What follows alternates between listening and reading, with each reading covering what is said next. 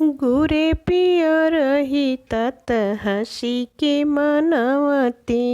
गुरे पियर हितात हसी के मनवती। करिया ठाके ये तैना गुमान चलेला लुंगी झार के ये सखिया। करिया ठाके ये तैना गुमान चलेला लुंगी झार के ये सखिया। सोने की थाली में जीवन परोसनी। सोने की थाली में जीवन परोसनी। जीवन न जेवै करिया ठा चलेला लुंगी झार के ये सखिया।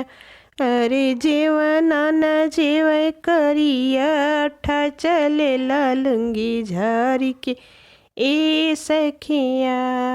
झंझर झाली गंगा जल पानी। झंझर झाली गंगा जल पानी। पानी औना पिए करिया ठा चलेला लुंगी झार के ए सखिया।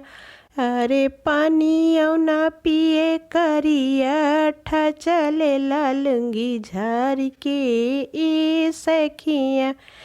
फूलो हजार कसेज लगवनी। फूलो हजार कसेज लगवनी।